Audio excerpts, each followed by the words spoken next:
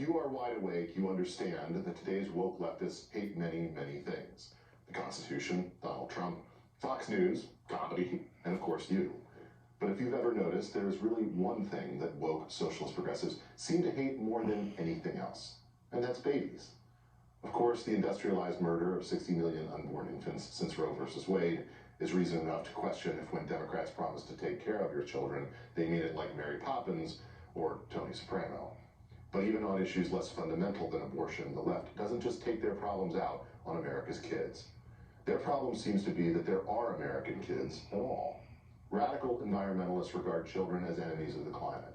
Corporate elites see babies as expensive competitors for the time, attention, and creativity of professional women, which they apparently feel should belong exclusively to them. Critical race theory con men suggest that babies become racist as early as 3 months old. New York Times columnist Paul Krugman, pictured here holding his fur baby, apparently believes the child tax credit is racist too because it's really about more white Christians. Radical feminists have built their entire brand around deprioritizing family life and shaming happy moms as sellouts to the patriarchy. I used to wonder where this weird hatred of boys and girls came from until I became a parent myself last year. And I finally realized progressives hate babies because they are crying, drooling, pooping refutations of everything woke leftists believe. Boys and girls are the answer to the left's every argument and the antidote to their every poisonous lie. First, of course, babies are alive from the moment of conception. Everyone who has ever seen an ultrasound knows it. Second, children are male or female. Parents learn the hard way that sex is not a social construct. Social constructs don't pee on you while you're giving them a bath. Children are individuals. People who know lots of kids know that identity politics is nonsense. Everyone is born different. The only diversity that matters is the universal diversity of each child of God. Children are creative. There is no greater proof of the wisdom of markets than the restless inventiveness of a single 6-year-old. Spend 5 minutes outdoors with a pack of kids and you'll see they're not going to destroy the environment, they're going to save it. Children are brave, terrifyingly brave. Girls are fierce and independent, boys are heroically reckless. They are not the helpless, timid victims leftists say people are. And just as important, neither are we. That's the left's real problem with children. They create families. They turn boys into men, couples into parents, and women into the archangels we call moms. This understanding of family rejects the old forms of authoritarianism just as it rejects the newer evils of eugenics. America's founders didn't seek to build a utopia out of the bloodstream of elites, but a republic where every child born in America, no matter the meanness of his origins, has the limitless potential and a spark of the divine. Remember, this was a nation begun by the rejects of the old world, the rebels, the criminals, the religious fanatics, not exactly royal blood. But it turns out that even the wretched refuse of the world can produce a nation that is the envy of it. Families are the ultimate source of meaning and happiness in society. To the modern left, this makes them a rival to their totalitarian politics. Babies, the moment they arrive on the scene, create a force field of love and self-sacrifice and responsibility that leftism cannot penetrate. Attentive parents don't give over their minds, bodies, and souls to the latest Washington outrage. The left thinks that's because kids are a distraction.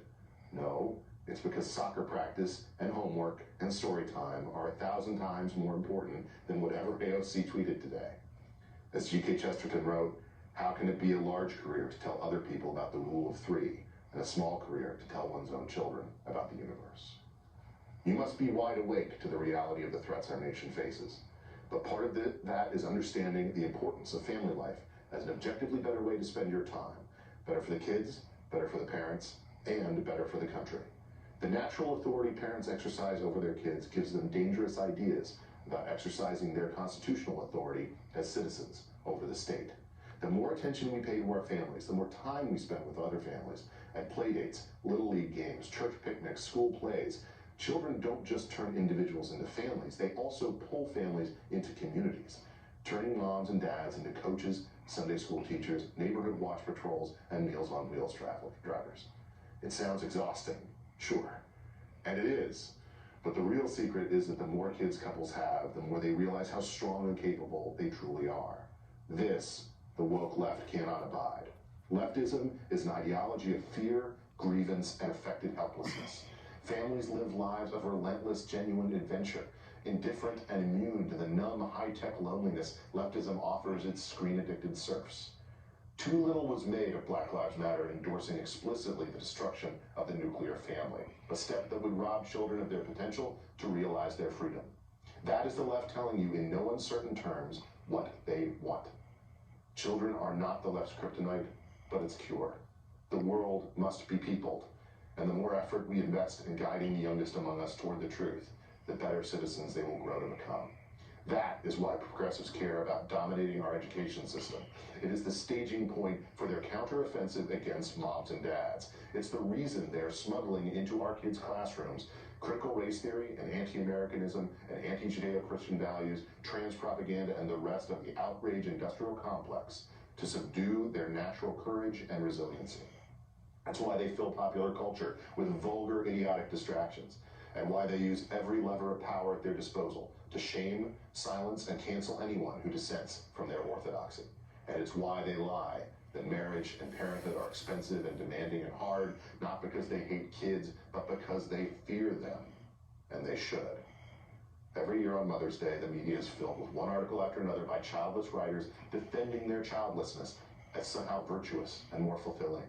And on Father's Day, dads have long been similarly held up as objects of correction and ridicule. These sad people protest too much, and they're not convincing anyone. Most Americans are wide awake to the reality that kids are force multipliers for freedom, courage, happiness, virtue, and grit.